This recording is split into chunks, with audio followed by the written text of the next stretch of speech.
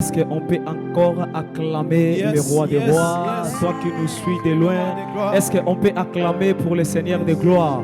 J'aimerais qu'une personne puisse acclamer le Seigneur. Le mot acclamer en hébreu veut dire taka, qui veut dire écraser. Quand tu acclames Dieu, cela veut dire que tu es en train d'écraser d'autres choses qui te condamnent. Il y a des combats qui se lèvent contre toi, mais à cause de tes acclamations, Dieu est capable de faire que tes problèmes soient écrasés. Amen. Je pensais que je dirais une personne peut encore acclamer, et de la même manière que tu acclames le Seigneur, tes problèmes aussi soient écrasés dans le nom de Jésus. Toi qui as besoin de la délivrance, je viens de t'assurer à cause de tes acclamations, le Seigneur est en train d'écraser les démons de ta famille. Le Seigneur est en train d'écraser les démons de tes quartiers. Le Seigneur est en train d'écraser les démons de ton foyer. Ceux-là qui se lèvent contre toi, je vais t'annoncer à cause de ton acclamation, Dieu est capable d'écraser tes ennemis dans le nom de Jésus. Je prie le Seigneur que cet après-midi soit pour ta grâce et la victoire d'une personne qui veut écouter la parole de Dieu. Que l'honneur soit rendu à notre Dieu pour sa fidélité.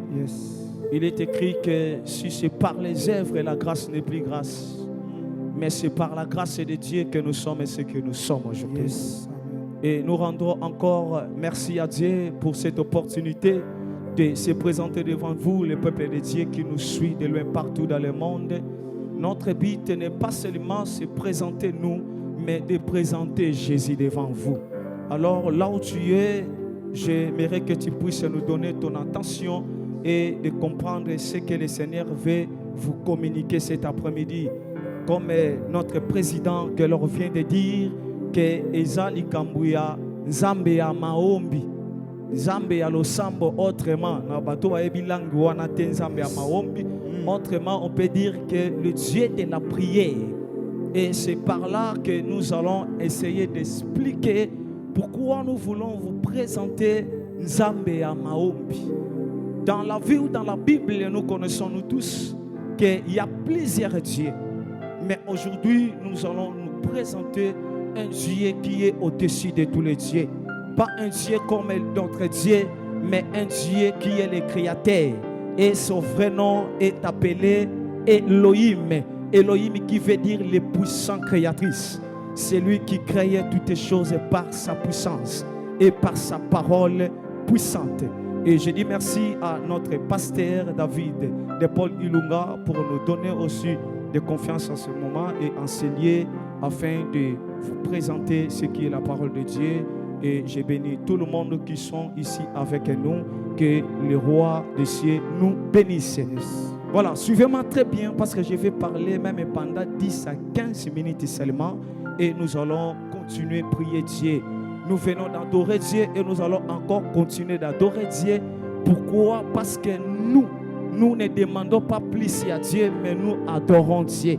Car c'est dans l'adoration que le Seigneur vient pour siéger au milieu de son peuple. Est-ce que quelqu'un peut acclamer le Seigneur? Nous allons lire la parole de Dieu. Que le Seigneur nous bénisse. Voilà, nous sommes dans le livre de Psaume. Psaume chapitre 65. Je vais lire le 3e verset. Psaume chapitre 65, le 3e verset. Je lis la parole au nom de Jésus. Et dans d'autres versions, ils ont les versets 3, mais ils ont les versets 4. Et ici, c'est Louis II, je vais lire le verset 3. Écoutez ce que la Bible dit, je lis la parole au nom de Jésus. C'est une simple phrase, mais c'est très important. La Bible dit ceci. Oh toi, là c'est David qui chante par ses cantiques. Oh toi, qui écoute la prière, tous les hommes viendront à toi. Je répète la phrase. Oh toi, qui écoute la prière, tous les hommes viendront à toi. Est-ce qu'on peut acclamer pour la parole de Dieu? J'aime cette écriture. Est-ce qu'on peut acclamer pour la parole de Dieu? Je demande d'acclamer pour la parole qui a été annoncée, prophétisée, et cela est accompli comme Esaïe a dit que cette parole est accomplie par Jésus-Christ. Écoutez-moi très bien le peuple peut dire, vous qui nous suivez même de loin. Nous sommes en train de parler de la prière. Mais le Seigneur nous a mis à cœur d'aborder sur ces versets pour nous démontrer quelque chose qui est très important dans la prière. La prière n'est pas seulement ce que nous passons lorsque nous sommes à l'église. On est en train de crier, on est en train de battre les mains, on est en train de chanter, de prophétiser. Mais or, le soubassement des choses qu'on est en train de faire, c'est ce qui est très très important. Qu'est-ce que la Bible relate? La Bible nous relate la prière ou la personne qui écoute la prière. Pas seulement la prière, mais avec la personne qui écoute la prière. Autrement dit que la prière n'est pas écoutée à n'importe qui. Suivez-moi très bien. Tout le monde peut prier. Mais pour que la prière de la personne soit attendue, il faut que la personne qui écoute la prière soit là. Est-ce que quelqu'un est en train de me comprendre? On peut avoir besoin de l'argent pour faire quelque chose. Tu as dit que j'ai besoin d'acheter une voiture. Mais si l'argent n'est pas présent, tu n'achèteras jamais la voiture. Cela veut dire que ce qui peut répondre à tes besoins pour avoir la voiture, il faut que l'argent soit là. De la même manière que pour que ta prière soit écoutée ou exaucée, il faut que celui qui écoute la prière soit là. Est-ce que quelqu'un qui est en train de me comprendre? Alors écoutez des choses que j'ai trouvées dans ces versets et c'est par là que nous allons prier Dieu. La Bible dit ceci: oh, toi qui écoutes la prière, tous les hommes viendront vers toi. On a parlé premièrement de toi qui écoutes la prière. Le mot écoute, si tu lis ça en français, tu vas t'arrêter seulement à écouter, comme tout le monde est en train d'écouter. Mais selon sa contexte vrai, dans le livre d'hébraïque, la Bible parle d'écouter, c'est chaman. Le mot chaman ne veut pas dire tout simplement écouter, mais le mot chaman veut dire comprendre un langage. Lorsqu'on a dit que oh, toi qui écoutes, autrement dit que c'est à toi qui comprends le langage. C'est pourquoi Jésus est en train de dire, quand vous allez prier, ne cherchez pas à multiplier de vaines paroles, parce que ce que nous avons besoin avant de demander à Dieu, Dieu connaît nos cœurs. Or, lorsqu'on parle de langage, le langage n'est pas ce que je suis en train de dire, mais le langage vient d'abord au fond du cœur de la personne. Or, c'est dans le cœur que c'est le Dieu qui connaît les pensées de l'homme. La Bible dit que c'est Dieu qui sonde les pensées de l'homme. Même avant que la personne prononce une chose, le Seigneur connaît. C'est pourquoi je vais dire à une personne cet après-midi que ta prière que tu vas faire cet après-midi, avant que tu le fasses, le Seigneur connaît déjà ce que tu vas demander. Oh mon Dieu, je ne sais pas si quelqu'un m'a compris. Donc il y a des choses que tu ne peux pas dire devant tout le monde.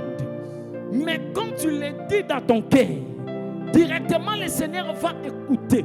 Parce que c'est lui qui écoute la prière. Autrement dit qu'il y a d'autres choses qui peuvent être cachées. Mais devant Dieu, la Bible dit rien ne peut être caché devant la face de Dieu. Même ce que tu penses dans ton cœur, le Seigneur le connaît.